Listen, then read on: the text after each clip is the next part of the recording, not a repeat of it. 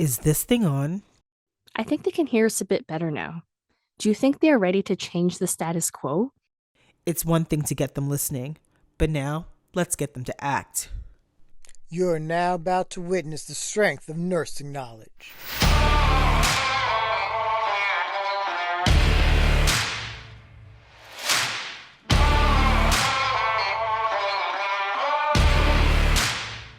Hi, and welcome to the Gritty Nurse Podcast, an unfiltered and unapologetic podcast which discusses health and healthcare. My name is Amie. My name is Sara. And we are your hosts.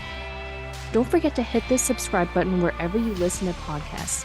Google, Spotify, iTunes, or our YouTube page. Please rate and review us. Make sure you get our book, The Wisdom of Nurses, coming April 2nd, 2024. There's no better gift than giving the wisdom of nurses to nurses during nursing week.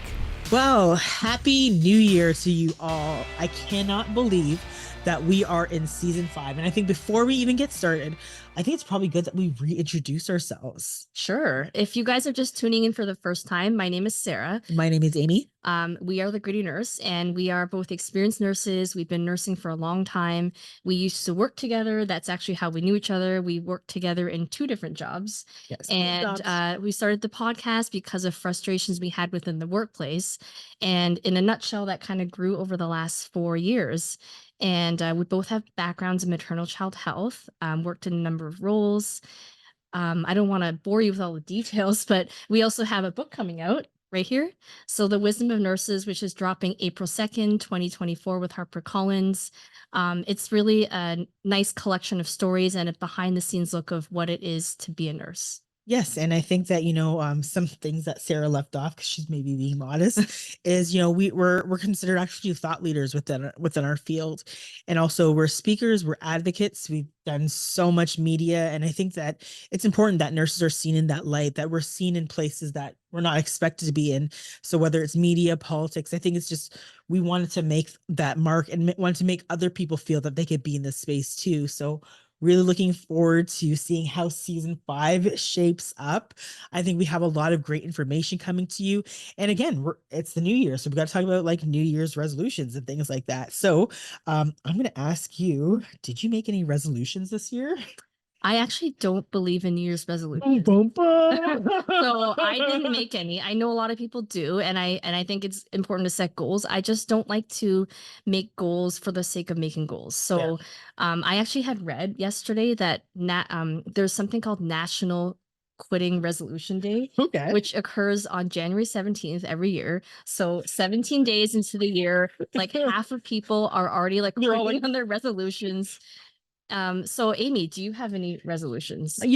I'll be honest, I'm not a big person to make resolutions, but I think just over the last year, I've been really thinking about my health. And I kind of mentioned it to you, just kind of with all of these various different things that I've seen kind of happening within my own family. I've kind of made it a point that I think it's really important that I take care of my hypertension. Yes. So, yes. I kind of messed around with it for a little bit. We know that they say hypertension is a silent killer, and I hope we'll talk a little bit more about disease processes and things like that. But I kind of took it on myself as when I'm pregnant and I have essential hypertension, and my mom had a stroke and my aunt died of a stroke. So I think it's more than enough time for me to say I got to take this shit seriously. So I'm really making sure that I'm taking my blood pressure medications on time. I'm actually now monitoring my blood pressure like actively with an app, and I am seeing an internal medicine specialist because this shit's gotta go. Like I want to be here for the future for my kids and for my family, and I can't do it if I'm not taking care of myself. So I don't know if I'd say it's a resolution. I just think it's it's about fucking time. Yeah. I need to do something like, this ain't looking really great. And something that I've been thinking about for a while, which is not a formal New Year's resolution, is I think it's really important to set boundaries in our lives. And I think as nurses, as women, as parents, we often don't have boundaries. And then we feel frustrated when people walk all over us. So that's something I really feel strongly about. And a reason that we started this podcast is really talking about advocacy and, what your rights are, you can do when you're in difficult situations. And I really feel like we need to put ourselves first. And it doesn't mean that you're being selfish by putting yourself first. You're actually putting yourself in a situation where you can be a better friend, a better caregiver, a better parent for all those around you. So I've been reading a book about this too. I find it super useful. It has all these scripts if you're someone who is just not used to setting boundaries, and how to do this in a respectful manner with people around you. I think that's actually a very excellent and lofty goal, because one of the things I was looking at when I was looking at resolutions, we'll kind of get into the episode, was people were talking about, if there's all these like random resolutions that people pick, and we'll talk about what the top ones are and kind of get into the episode, which is going to be talking about Ozempic, where people are saying, if you're going to choose a resolution, choose something that might be something that's attainable, but something that you can measure within your own life, not necessarily something about physical, but maybe something mental. But let's get into the episode, because I know that's what you're listening for. So, taken from Forbes Health 2024, New Year's resolution statistics for 2024, overall, 48% of people say that improving their fitness is a top priority in 2024, while 36% cite improved mental health as a top resolution.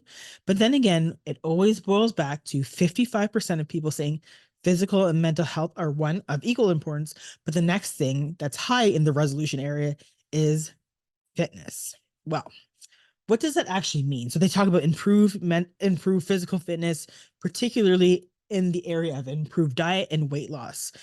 But this whole trend of Ozempic and the topic of Ozempic, I think it's important that, one, we as healthcare providers kind of take this conversation and this debate over. I am so sick of hearing celebrities coming out and talking about this stuff when it's just like, you have probably less education than a high school.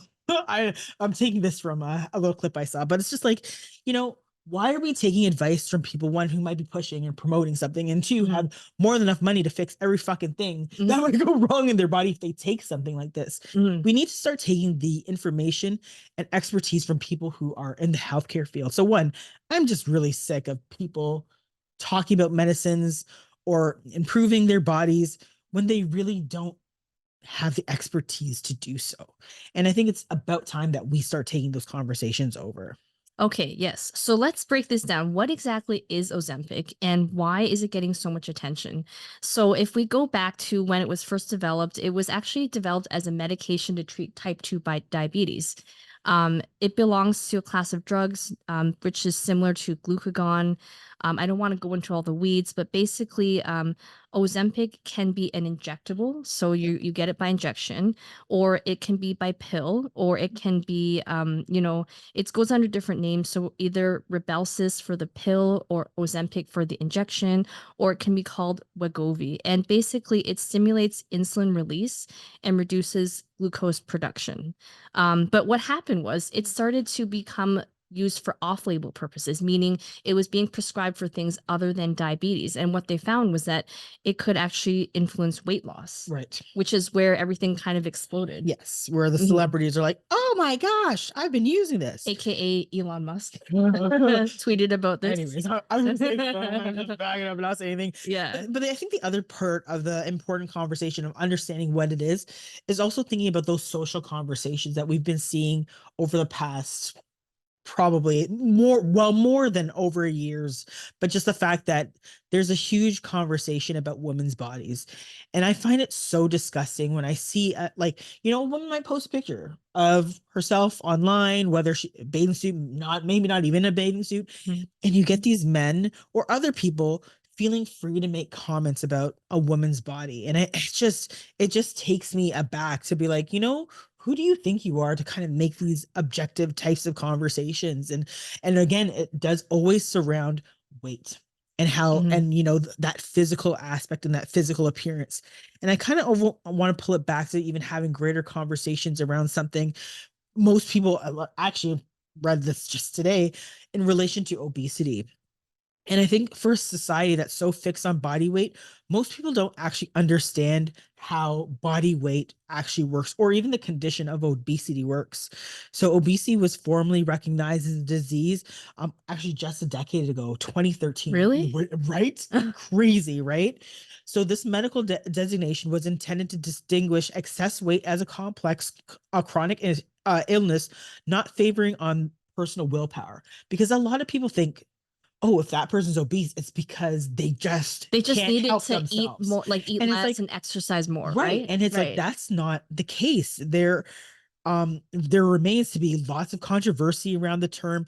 The term actually obesity, and this is the one that I found it today, was it means to eat oneself fat, which is like fucking awful, right? Like even that we've medicalized the term, still the Latin term for obesity is like Mm-hmm. kind of like not nice.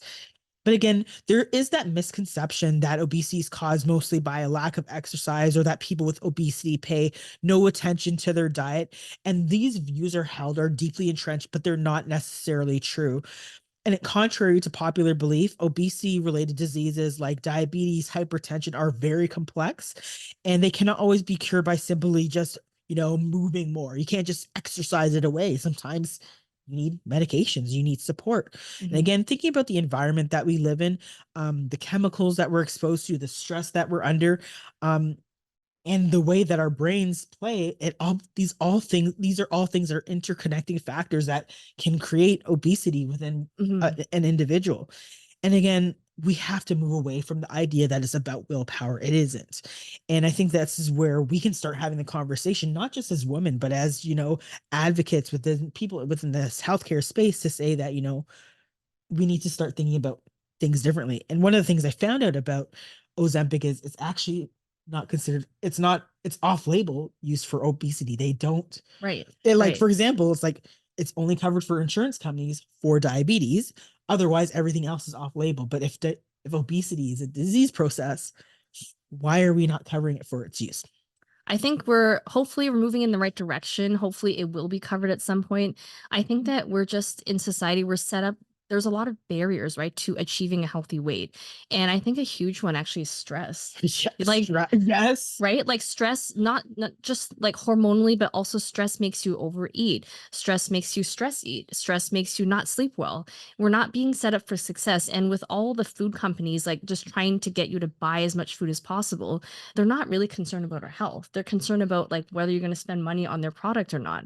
And I just even think about like back to my days of working shift work, like when your eating habits and your sleep habits are messed up, how are you going to find time to like exercise or eat properly when there's nothing, like the hospital cafeteria is closed, you got to bring your own food. It's just, I feel like we're blaming the individual when it's like a systems problem. 100%. And I think that, when I was doing research for this, I was kind of thinking, like, I kind of had really negative views of Ozempic. I'm like, oh, blah, blah, blah.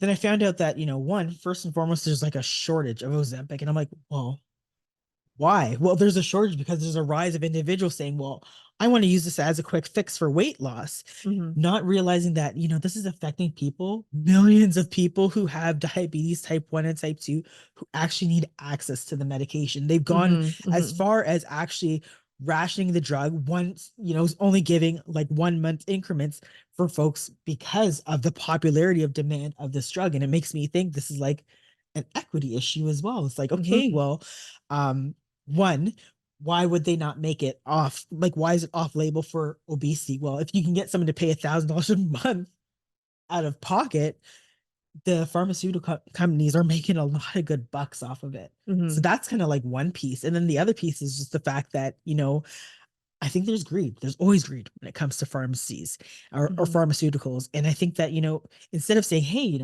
we can reduce folks who have issues with hypertension, diabetes, heart disease, they would rather make a lot of money off of it, which is, again, I'd say another health equity issue. Yeah, and I think that, you know, what scares me about the shortage is that when there's a shortage, then there's a black market, right? Right. So if It pushes the right. black market. And so if people are obtaining this drug without the former or the formal education about, you know, what are the side effects? Should you be on it? Like that counseling piece, it kind of scares me because some of the side effects of Ozempic, which are serious, include changes in vision, pancreatitis, severely low blood sugar, kidney problems like such as kidney failure, gallbladder problems, severe allergic reactions, and thyroid tumor, including cancer in rare cases. And one of the things that I didn't realize until I started researching was that patients who stop taking the drugs often regain the weight. So Right. this is not a short-term solution. This is a long-term solution. It really requires lifestyle changes. It's not just, like you said, a quick fix, right? Yes, it can be a quick fix at first, but then in order to maintain that, we're talking about long-term changes. Yeah, and I hope we can get to it at the like closer to the end of the episode, but there's actually some testimonials where one individual mentions that not only were they taking it for a particular condition, but they also were doing CBT in conjunction with taking it. So obviously when they did go off of Ozempic, the CBT, the cognitive behavioral therapy, also kind of kicked into high gear. So it also changed lifestyle behaviors as well. So I mean, I think they're, again, drugs don't fix everything. They can't cure all. So there might be a little bit of a combination of, fixing the mind as well, or, resetting the mind in terms of how you might think about yourself, how you might perceive yourself, or even if you've had a negative interaction, CBT, or, whether it's depression or anxiety, those types of therapies are really helpful as well. But again, like you mentioned, there's side effects. There's side effects to any type of medication. And again, not all y'all can use Ozempic. There are people who can't use this drug. So it says Ozempic must not be used with patients who have a personal or family history of thyroid cancer, have multiple endocrine neoplasia syndrome type 2, which is also called MEN2. Again, this is a rare condition that causes tumors in the thyroid and parathyroid glands, adrenal glands, lips, mouth, eyes, and digestive tract. Again, if you're allergic to Ozempic or any of the product ingredients. And again, here's another piece, because I did see a lot about breastfeeding and being pregnant. It says you should not be using Ozempic during pregnancy and breastfeeding because they don't have studies in these areas. And it says, again, Ozempic is not approved for any individuals less than 18. But again, there's some really startling things where there's actually instances where people are actually trying to buy Ozempic online. For their kids? No, I wouldn't say for the kids. Okay, But the thing okay. is, the fact that people are saying it's accessible online, there's a whole scam that has been happening in relation to Ozempic as well. Interesting. And just going back to what you said about the equity piece, I found an article that says that in the States, this has a list price of over $1,300 per month. Yikes. So we're talking about high costs. These are very high costs. These are not really targeted towards the people that are probably the most vulnerable, that could benefit the most from it. Here in Canada, it most likely is covered. But again, it's just not really something that is, I would say, accessible to the average person that could benefit from it at Yeah, this point. yeah, I mean, because the thing I is, agree. you have to have a family doctor, right? I don't believe you could walk into a walk-in clinic and get Ozempic.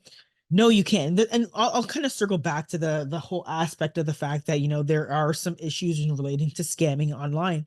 But again, like you said, the injections are quite pricey.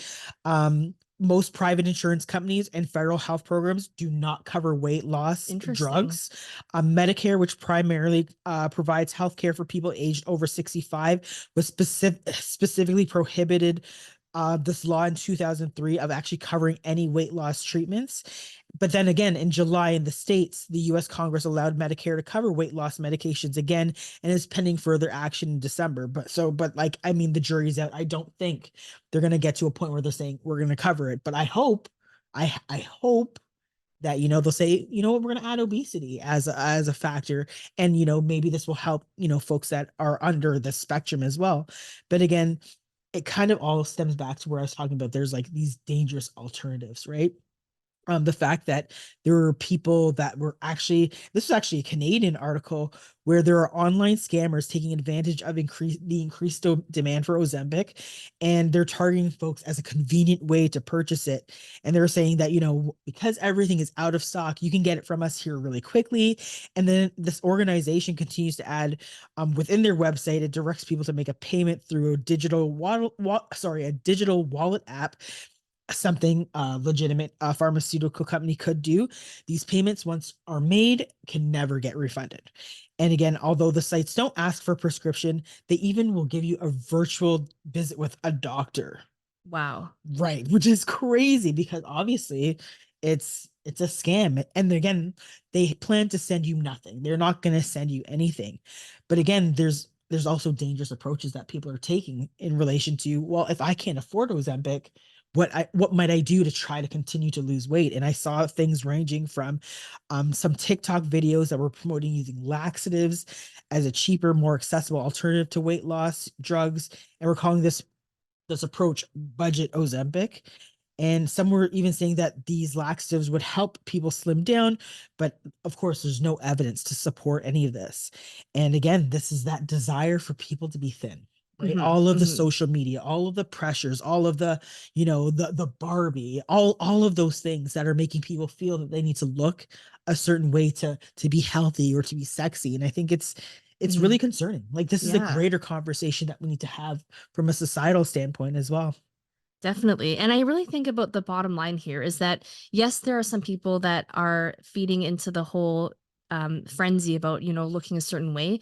And I think, though, there are a lot of people that they just want to be healthy Right. and they have so many barriers to doing so. So I really think that we need governments to create policies to support healthy living through the prevention of obesity, not just medications like Ozempic. Because if you're at the point where everybody wants Ozempic, then I think somehow as a society we have failed to, create incentives for people to be healthy. And one of the things I'm thinking is just like more incentives for healthy foods to be sold and, limiting the amount of sugary drinks that can be sold in places like restaurants and cafes, having more walkable neighborhoods and accessible public transit. In our neck of the woods, there is no public transit, so you're driving everywhere. Um, Having bike lanes and more physical activity in schools and jobs with better work-life balance so people can actually work on their fitness goals. Or maybe certain organizations can follow the footsteps of other organizations and even cover gym memberships. So that's a whole other thing. I mean, I've never had anything covered. I know in other industries it's pretty much a norm.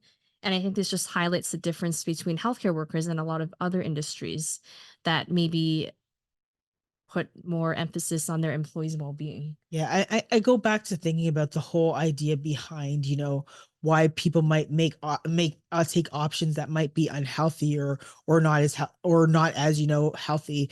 And I think about like inflation. I think about I don't know. Ding, we don't know. Someone's at the door. Anyways, I kind of think about all of the various different issues that we're having from an economy standpoint. So like when we're talking about purchasing healthy food, if your bag of grapes is $13, I mean that might not be the most healthy choice. I'm not really too sure what that is, but don't worry about that. We're gonna keep going. We're gonna keep going. But I also think that, I really want to go back to the point and thinking about the idea behind obesity. And if we are considering it as 2013 as a disease process, then we should also think about whether Ozempic might be something that might be helpful. I think that yes, lifestyle changes are a part of it, but if there's something that might be able to help support individuals and support them in this way to change their life from a healthy perspective, and maybe you give them motivation, I don't know. I feel like it might be something that might be worth looking into. Definitely. And I think truthfully, maybe it's a cost issue because the number of people who are becoming overweight and obese is a lot, let's be honest. And my fear is that the government or whoever is in charge will think this is too many people and we can't afford to cover it. Similar to when we were talking about COVID back in the day, and we finally, they admitted it was airborne, but they didn't want to say that you needed an N95 because that would have meant everybody needed an N95 and they couldn't support that. So I kind of feel like this is the same. I feel like the piece where I was saying earlier was the whole aspect of the fact that, why would they make a drug cheap that can support making healthcare changes to, a whole population, whether it's people with hypertension, diabetes, heart disease, risk of stroke, all of these things. Why would they make a drug like that so accessible when celebrities and people are willing to pay thousands of dollars for it, especially in a market like in the States where they're highly popularizing something like this? I can't see the fact that a pharmaceutical company is going to be like, I'm going to do this out of the goodness of my heart and decrease the prices and Right, make it right. accessible for everyone. Just like insulin in the States was like ridiculously expensive until like Joe Biden was like, slash, we're going to cut the prices. But again, this is just a concern that I have there. It's like, okay, if we want to build healthy communities and we're not going to be trying to profiteer off of everything, we have to start looking at it from a different perspective. And I think that when we're talking about weight loss, we're talking about fitness, we're talking about all these social media aspects of the beautification of people. And when you're putting it in that light, then I think, again, it's now a commodity. And we don't want something that should be or is proven as a healthcare aid for in the treatment of obesity, in the treatment of diabetes, that it's now become a commodity, which is, I think, always concerning. But there are some actually really great testimonials. Or maybe before I get to the testimonials, what do you think about Ozempic? Like, would you recommend? I mean, we can't prescribe, so don't worry about it, guys. We're not doing that. But like, what are your overall thoughts on this whole Ozempic aspect? I think it's like I said, I think it's a useful tool to have, right? In terms of weight loss, it seems like it's really effective for a lot of people. I still think it should be part of like a bigger solution. So I don't think relying just on Ozempic for all your weight loss goals should be the thing to do. Like you said, having cognitive behavioral therapy, maybe working with a dietitian, like having a complete plan in place. And this is part of that plan, because if there's a shortage, which we have seen already, Right. then what's going to happen if you can't get it, right? I always think worst case scenario. So I think it should be part of a bigger plan. And I think it needs, you need ongoing support if you're on this. Yeah. And I think the other piece that I'd kind of add in terms of what, like how I think about Ozempic, and because a lot of this research has actually changed my mind in terms of trying to understand it a little bit better, is one, as with anything, it's a drug, right? There are side effects. There's always side there's effects. side effects. Yeah. And again, just thinking about, with everything we have, whether it's a drug for hypertension or whether it's a drug for weight loss or a drug that's actually going to treat an underlying condition, we have measures that we need to use it with discretion. And I think that's important. I think this is where it's important to take your medical advice from medical individuals. Like, again, at the top of the episode, I'm like, celebrities need to really shut their mouth, and we need to start using some discretion that, maybe celebrities aren't the best people to get this type of information from. Talk to your physicians, talk to your nurse practitioners, talk to other folks who have expertise in the area of healthcare to understand whether Ozempic would be something that would work for you. I think this is where again, with what I think is, we need to exercise discretion. We need to have conversations with healthcare providers and find out if it's something that would be beneficial, whether it's an underlying cause, whether it's obesity. And I said this to Jordan, maybe I'm crazy, but I was like, you know what? If someone had, like, again, I'll read some of these testimonials. If someone had these underlying conditions and it might help, I don't think I would knock someone if under a treatment of a physician being watched carefully, that I would knock them for trying it. Right. Let's hear some of those testimonials. All right, I got some hear testimonials. The good, the bad, and the ugly.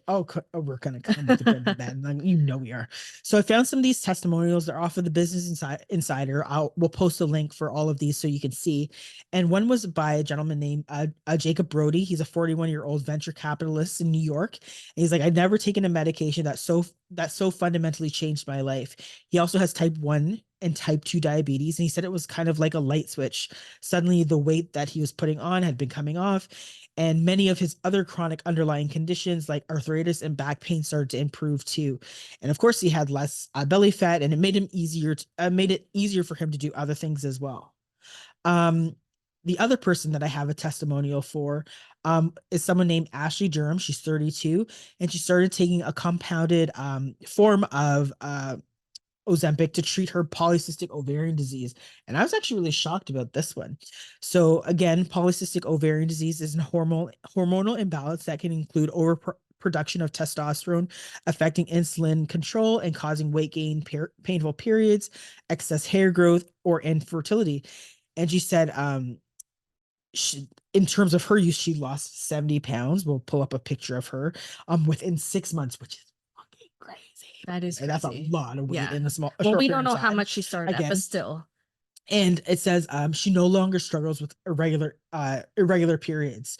And then she also said a net positive was it increased her sex drive. I knew you were going to say that. I knew that's what that pause was for. It increased her sex drive. Well, that's off-label use. Hey, hey, listen, man, they got stuff out there for men to increase their sex drive if it's going to help. Anyways, Another one that I really want to talk about was this nurse, because of course we're nurses, and I think Mhm. it's good to kind of, bring a nurse's perspective. So her name is Tara. I'm gonna botch her last name. Tara Rothenhofer. Where Rothenhofer? are we here? Right here. Rothenhofer. Yes. Tara Yes. Rothenhofer. Her older sister died of obesity-related complications in 2018, and she felt that the drug Mounjaro was a lifesaver. She dropped 342 pounds. She dropped from, Okay, I was gonna say. she dropped from 342 pounds to 210 pounds during an 18-month clinical trial sponsored by a company after a decades-long cycle of unsuccessful dieting and treatments that began when she was 13 years old. She also was struck by the amount of kindness that she was receiving because she was 200 pounds lighter. But she also said that it was a depressing truth. And I think we've read these kind of things before where it's just like, I think it was a TikTok reel I saw where this woman talked about, how she looked and she lost a lot of weight. And this individual was like, oh, now I would date you. And she's like, so you've known me for all these years. You think you love me as an individual, but only because I've lost weight that you date me. And she found it not just depressing, but very disturbing. She said it was very sad because, at the end of the day, you think that people like you for your personality and love you and care for you for your personality and not just for your physical appearance. So I see exactly what you said. And anyways, back to Tara, she did mention that um, as a registered nurse, I'm messing up two stories. Sorry, that is one story. The next story is by a registered nurse. Her name is Jeanette Simonston, and she wanted nothing more to do her job. So she was overweight, and she said it actually helped her to care for her patients better because she's like, I was having difficulty walking around. I had difficulty standing. I had issues with my back. And she's like, just the weight loss alone made her a better nurse, Yeah. which I was like, that's pretty surprising. And of course, there's not so great instances, and I will get Sarah to read a little bit about Blake. Okay. So now we're talking about Blake here, who is a 38-year-old father of three. He said his life changed forever because he took just 2 doses in late June and July of this year. He wasn't looking for weight loss, but he wanted to control his blood sugar. So after a couple days, he started to feel sick at work, and before he could make it to the bathroom, he projectile vomited everywhere. Then the vomiting continued nonstop until the next day when he passed out from dehydration in urgent care, that he was taken to the emergency room. And after roughly 10 days of tests, he was given a diagnosis of stomach paralysis or gastroparesis. Blake is the main breadwinner in his family, and he took a financial hit when he was on medical leave, having to borrow money from family to pay utility bills for a few months. And sometimes he vomited and had diarrhea as a result of his new condition, and it came on so suddenly that he couldn't control his bowels and had to leave work and clean himself up. Yeah. So just imagine like the dignity aspect here. Yeah. And the loss of income, right? Because I believe that Yeah. he had to end up like leaving his job to deal with this Yeah. stomach paralysis. And now there is a personal injury law firm that's handling his case, and they had screened more than 10,000 gastroparesis cases that might be related to this drug and is under current active investigation. So I think this just goes to show you that there are ongoing lawsuits related to this medication. So again, there's no perfect medication. They all do have side effects. Really make sure that you are being careful before deciding to commit to something like this. Yeah. And the makers of this drug both assert that the slowing down of the stomach is part of how these drugs work. Well, The product well labels then. clearly state the risk of delayed gastric emptying. Diabetes can seriously mess with your digestion. It is the most well-known cause of gastroparesis. So that's one story. One last story is from someone named Joni Knight, and she says, I wish I'd never touched it. I wish I'd never heard of it in my life. This medicine made my life hell. It has cost me money, stress, days and nights, and trips with my family. It's cost a lot, and it's not worth it. The price is too high. Yeah, I think she also had the same type of stomach paralysis as well. And I mean, again, this is where I said I think it's important that like you're under the guide of a physician. There's those indications, and that with anything, it's a drug. It still is a drug. We still have to be mindful. So in terms of just some last thoughts I have, I think that, again, make sure that you reach out to your healthcare providers before you start having conversations. Don't go buying crazy shit online, because that's a bad idea. And again, I think there were actually issues. We're not going to get into it because I think we're running out of time, in relation to overdosing. And I think that was more in terms of people not seeing effects fast enough and them taking more of the Ozempic and then having issues and calling the poison control center. And I saw both in Canada and the US, there was a huge uptick in the US that they had noticed. Again, Canada does a poor and abysmal job of collecting statistics. But again, in the US, they said that they were receiving a lot of poison control calls, and they were saying that it was all related to misuse. And again, that they think the numbers were quite underreported. We'll pull up the diagram here as well, so you could take a quick look. But again, I think when we're talking about any medication, first thing, don't get your advice from a celebrity. It's a bad idea. And don't just Google it and accept what you find from Google as your final answer. Make sure you're talking to reputable sources. Talk to multiple different people. Maybe even if you've reached out to a healthcare professional, get a second opinion, because this is a really big decision. And as we said, if you stop this medication, you can regain the weight. So you really need to have other tools at your disposal if the medication is no longer an option for you, or it's not available due to a shortage. Yeah, and make sure you speak to your healthcare provider. So whether that's a physician, a nurse practitioner, whomever that is within your care circle, to make sure that this is the right type of drug for you. Again, I want to go back to the conversation about body image and how hard we are, not just as women, but as a society, on body image. And I think we really need to start having huge conversations about not what is beautiful, but what is healthy. And there are so many different shapes and sizes of women and men too, because men do have body image issues as well. That also, the main factor we should be talking about is whether you're healthy, whether you're happy, whether you're satisfied in your life, not necessarily what someone else might think about how you look in a dress or a particular shirt. So let's start having better conversations. It's about having a healthy mindset rather than a skinny body. Right. And let's refrain from commenting on people's weight or body size. Right. If you want to comment on someone, maybe talk about something they've done and not necessarily how they look. It starts early, and it really can mess with your mind. 100%. Stop trolling people. I mean, we know who you folks are out there making these stupid comments about women's bodies, when it's our bodies are none of your business, and you need to keep those stupid comments to yourself. Because I'm saying stupid because I know it's too much, but at the end of the day, I think trolls will always be out there. Absolutely. And I think what we do as a society is continue to collectively, one, to call them out, and two, to start talking and having better ideas and images, not necessarily images, but just better conversations about what healthy body or mindset actually looks like. Okay, thanks for listening, everyone. Make sure that you like and subscribe to our YouTube channel if you're watching us on YouTube, and don't forget about our book coming out in just a couple months. Thanks so much, and take care. Bye now. Thank you for listening to the Gritty Nurse Podcast. If you have any suggestions or want to hear a specific topic, email us at grittynurses@gmail.com. That's grittynurses@gmail.com. We are also speakers and upcoming authors available for engagements related to advocacy, nursing, mental health, and health policy. Please connect with us.